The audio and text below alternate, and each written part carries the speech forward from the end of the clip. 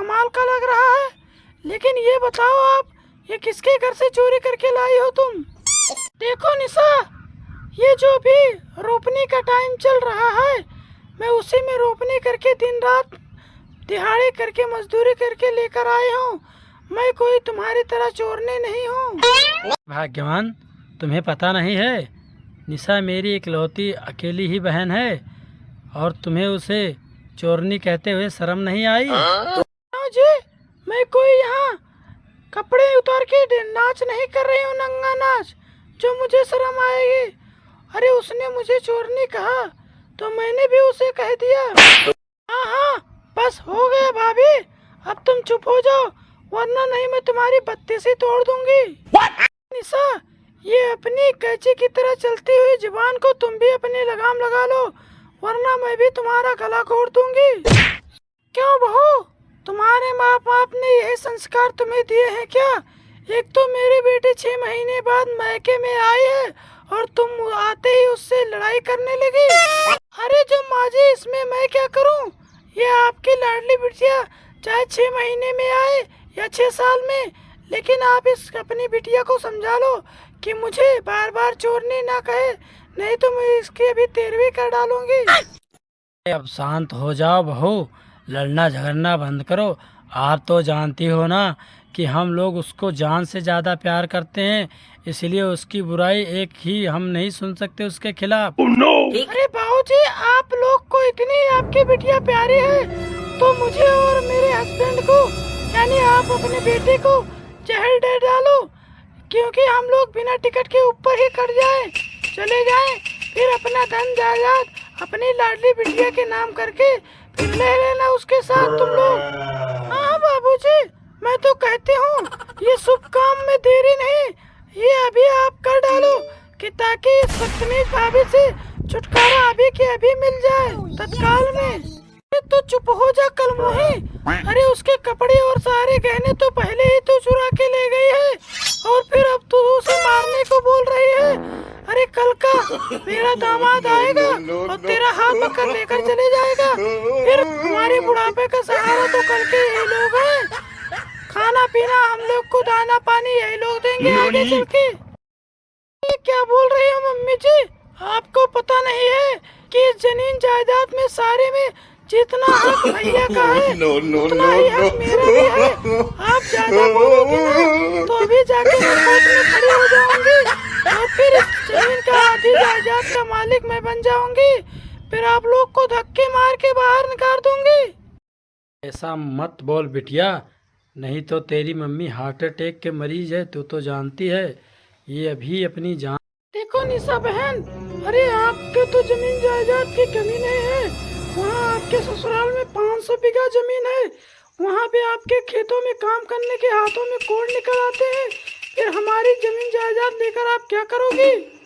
अरे मुझसे खेती का काम नहीं होता तो क्या होता है, मैं तुमसे आधा हिस्सा जमीन जायदाद लेकर उसे बेच डालूंगी और उसका पूरा पैसा मैं बैंक में जमा कर दूंगी और उसका ब्याज खाकर पूरी जिंदगी भर ऐश करूंगी। अरे देख मेरी भोली भाली लालची बहन, अब ये बहुत हुआ तेरा ड्रामा, और ये ले पकड़ तू अपना झोला और फटाफट यहाँ से तू निकल, नहीं तो ज़मीन का हिस्सा लेने से पहले ही बाद में मैं तेरे अभी 2 टुकड़े ही कर डालूंगा। अबे ओए जोरू के गुलाम, चिपड़ वंजो, तो समझ क्या रखा है मुझे? ये तेरी ईद और धमकियों से मैं डरने वाली नहीं हूँ। और अब तो सुन ले मेरी बात कान खोल कर, अब मैं जा रही हूँ थाने, अब मैं तो तुम्हारी आधा हिस्सा।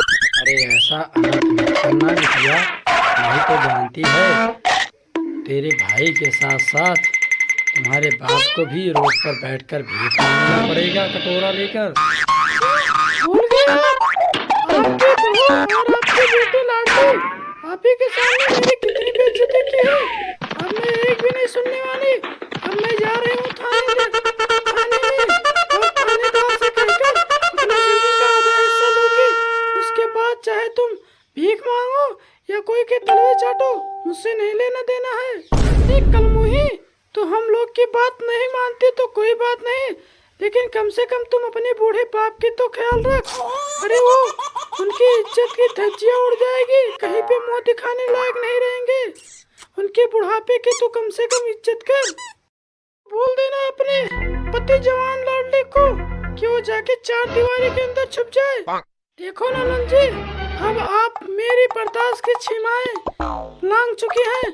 खबरदार, अगर मेरे सास ससुर के बारे में एक लफ्ज और बोला तो मैं आपकी जबान खींच लूंगी। अबे सुन, वो बेलगाम घोड़ी, मेरे डरपोक भैया की बीबी, वो तेरे सास ससुर होने से पहले मेरे माँ बाप हैं। मैं जो चाहूँ जो बोलूंगी, अब तो चुप हो जा, नहीं तो मैं तेरी चोटी पकड़ के घसीट के बाहर फेंक दूंगी तुझे। अरे ये क्या अनाप शनाप बक रही हो निशा? तुम्हें पता है ना कि हमारा पूरे गांव में और हम लोग का कितना मान सम्मान इज्जत है, और जब तुम ही ऐसे आके व्यवहार करोगी तो हम लोग की इज्जत की तो धज्जियां उड़ जाएगी। इसलिए कहता हूँ चुपचाप झोला उठाओ और चलते बोलो, नहीं वरना अभी मारते अभी ले जाऊंगा तुम्हारे ससुराल तुम्हें। अबे वो छछंदर की औलाद, अबे तो सुन, मैं तेरे चीड़र धमकियों से डरने वाली नहीं हूँ। अब तू मेरे रास्ते से हट जा, नहीं तो मैं तेरी लकड़ी मार के सिर फोड़ दूंगी। अरे अब बस करो बिटिया, क्या हमने यही दिन देखने के लिए तुम्हें बचपन से पाल पोस कर लाल प्यार से बड़ा किया था? हमें ही आंखें दिखाओ। देखो बाबूजी, आपको तो पता है ना कि मैं बहुत बड़ी जिद्दी हूँ। अगर मैं कोई जिद कर लेती हूँ तो उसको ही करके मैं बैठती हूँ, चाहे फिर उसके आगे प्रधानमंत्री भी देख के थर थर कांपते हैं।